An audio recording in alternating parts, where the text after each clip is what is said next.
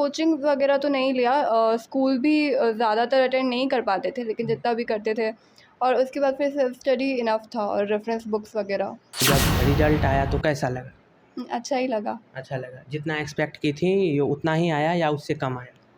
उससे थोड़ा-सा कम आया, लेकिन हाँ, अच्छा ही था। रात में जब सब कुछ शांत हो जाता है, उसके बाद फिर रात में 4-5 बजे या 6 बजे सुबह तक वो। और टीचर्स भी काफ़ी सपोर्टिव रहे हैं जो स्कूल के थे, तो उनसे भी कॉल पे काफ़ी होती सारे थी डाउट। बात। सेल्फ स्टडी ज़्यादा करना है या फिर कोचिंग भी जाना नहीं, है? सेल्फ स्टडी पे ही ज़्यादा ध्यान देना है। कोचिंग कुछ भी कर देगा, जब तक खुद से नहीं पढ़ेंगे तब तक उसका कोई असर नहीं है। नमस्कार, मेरा नाम सानू झा है और आप लाइव सिटीज़ देखना शुरू कर चुके हैं।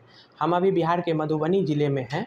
बता दें कि जिस तरीके से कल सीबीएसई ने क्लास 12th और 10th का रिज़ल्ट जारी कर दिया है, काफ़ी अच्छा ये रिज़ल्ट रहा है और लड़कियों ने बाजी मारी है। हमारे साथ मधुबनी ज़िले में अच्छी रैंक लाई हैं आर्या भार्गवी हैं और इन्होंने अपने मेहनत से, खुद के सेल्फ स्टडी से मेहनत करके आज मधुबनी ज़िले में जो है वो टॉप मोस्ट इनका रैंक है। कितना रैंक लाई है? नंबर कितना है? 94%। 94% है इनका और इनसे हम जानने की कोशिश करेंगे कि तैयारी कैसा रहा। मेरा नाम आर्या भार्गवी है और कल के 10th के रिज़ल्ट में मुझे 94% आया है। पढ़ाई ऐसे कुछ सर्टेन नहीं रहता था, क्योंकि कभी भी हम लोग गाँव आ जाते थे, दादाजी का तबीयत ख़राब हो जाता था। तो लेकिन जब भी टाइम मिलता था उसमें जैसे भी मैनेज हो पाता था, तो वैसे ही स्टडी करते थे। तो कुछ ऐसा फ्रेमवर्क नहीं था या फिर कुछ बहुत ही ज़्यादा सर्टेन नहीं था, लेकिन जो भी था। नहीं, आपके पिताजी ने कहा कि इन्होंने किसी भी तरह का जो है वो कोचिंग नहीं लिया, खुद से ही पढ़ा, तो ये कैसा पैटर्न था आपका? हाँ, कोचिंग वगैरह तो नहीं लिया, स्कूल भी ज़्यादातर अटेंड नहीं कर पाते थे, लेकिन जितना भी करते थे। और उसके बाद फिर सेल्फ स्टडी इनफ था और रेफरेंस बुक्स वगैरह। बहुत सारे बच्चे आज के युग में सोशल मीडिया पे रहते हैं, मोबाइल पे ज़्यादा समय देते हैं, अपने जो कुछ कह सकते हैं कि एक एडिक्ट होते जा रहे हैं। इसका एडिक्शन आपको भी लगा था? एडिक्शन लॉकडाउन के पीरियड में लगा तो था, अच्छा। लेकिन फिर उससे मेरा पढ़ाई अफ़ेक्ट नहीं हुआ। एक्चुअली जब पढ़ना रहता था तब पढ़ ही लेते थे, लेकिन ऐसा नहीं कि फ़ोन एकदम छूट गया, लेकिन दोनों को साइड बाय साइड मैनेज कर लिया। तो 94% लाईं, तो जब रिज़ल्ट आया तो कैसा लगा? अच्छा ही लगा। अच्छा लगा। जितना एक्सपेक्ट की थी ये उतना ही आया या उससे कम आया? उससे थोड़ा-सा कम आया, लेकिन हाँ, अच्छा ही था। अच्छा था। तो किस स्कूल से थी आप? केंद्रीय विद्यालय। केंद्रीय विद्यालय से थी। एक चीज़ बताइएगा, इसमें कोई शंकाएँ नहीं होता है? इसमें आपको हिस्ट्री भी पढ़ना होता है, साइंस भी पढ़ना होता है, विभिन्न तरह के अलग-अलग सब्जेक्ट होते हैं, इसको समय देना, तो क्या सिलसिला रहता था? नहीं, एक्चुअली सबका डिफरेंट पर्सपेक्टिव होता है। किसी को कोई सब्जेक्ट ज़्यादा ईज़ी लगता है, कोई ज़्यादा टफ़ लगता है। तो मेरे हिसाब से तो मुझे जो सब्जेक्ट में इंटरेस्ट आता था वो मेरे लिए ईज़ी हो जाता था। तो उसमें रेगुलरली 1 घंटा 2 घंटा हो जाता था। और फिर मैथ में जैसे मुझे टफ़ लगता था, तो मैथ में इनिशियली मेरे मार्क्स उतने अच्छे नहीं आते थे। लेकिन फिर प्री बोर्ड्स के टाइम में जब मार्क्स अच्छे नहीं आए, तो फिर मैथ में मैंने पूरा फ़ोकस कर दिया, बाकी सब्जेक्ट्स को थोड़े कितना टाइम के आया? लिए छोड़ दिया। 97। 97%। जी।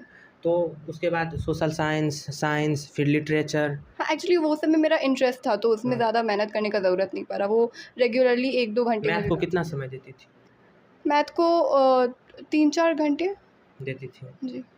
और कोचिंग कहीं पे नहीं पढ़ा? नहीं। उसके बाद सोशल साइंस पे कितना समय क्योंकि उसमें तो 3 से 4 विषय रहते हैं। हाँ, सोशल साइंस अगर रेगुलरली रोज़ 1 घंटे भी पढ़ेंगे तो हो जाता है। उसमें नहीं, ज़्यादा आपका क्या ड्यूरेशन रहता था? मेरा 1 घंटा ही का रहता था। 1 घंटा का, साइंस भी? सुबह में तो मैं ज़्यादातर नहीं पढ़ती थी। एक्चुअली मेरा रात का ही टाइम रहता है, तो रात में जब सब कुछ शांत हो जाता है, उसके बाद फिर रात में 4-5 बजे या 6 बजे सुबह तक वो। घर का कैसा माहौल था? घर का एनवायरनमेंट बहुत ही अलग टाइप का था। मतलब कभी हमेशा शांत नहीं रहता नहीं, था, हाँ।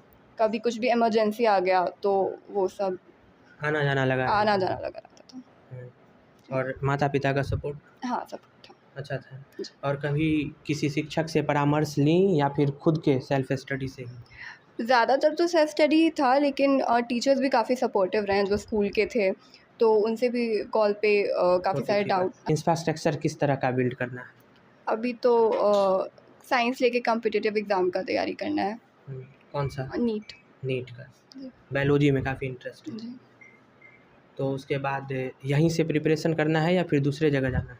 नहीं, मतलब बिहार में रह के ही करना है। बिहार में रह के ही जी। करना है। सेल्फ स्टडी को ज़्यादा मान्यता देना है। जी। ऑनलाइन ये हुआ है, आपको मदद हाँ, किया? हाँ, ऑनलाइन काफ़ी काफ़ी मदद हुई है। ऑनलाइन हुआ। जी। हुँ। ऑनलाइन काफ़ी सारे यूट्यूबर्स होते हैं, तो वो बहुत ही अच्छा पढ़ाते हैं, तो ऑनलाइन काफ़ी हेल्प हुई है। 94% ये अपने आप में बहुत बड़ा एक आप कह सकते हैं कि अंक है आपने। तो जो अपकमिंग बच्चे हैं, जो अब 9th से 10th में जाएँगे, उनके लिए कुछ परामर्श दीजिए जो वो फ़ॉलो करेंगे और उनके लिए अनुकरणीय होगा।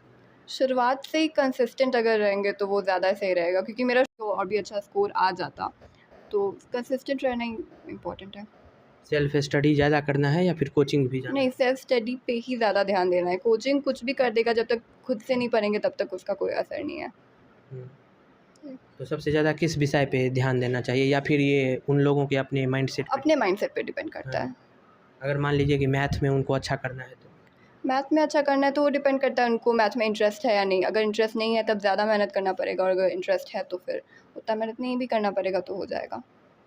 तो इन्होंने तमाम बातों को जो है वो लैब सिटीज़ के माध्यम से उन तमाम बच्चों के लिए ये अपने आप में अनुकरणीय होगा, जो इन्होंने बातों को कहा है। और इनके तमाम बातें जो हैं वो अपने आप में मिसाल प्रस्तुत करता है कि जो अपकमिंग बच्चे हैं, जो 9th से फिर 10th में गए हैं और 10th में जाने के बाद वो किस तरीके से तैयारी करेंगे, ये अपने आप में मिसाल है कि घर पर रहकर आज मधुबनी ज़िला में जो है वो अच्छा जो है इनका रैंक है। 94% जो है वो इनका जो है वो आप कह सकते हैं कि मार्क है। ऐसे ही बने रहें लाइव सिटीज़ के साथ।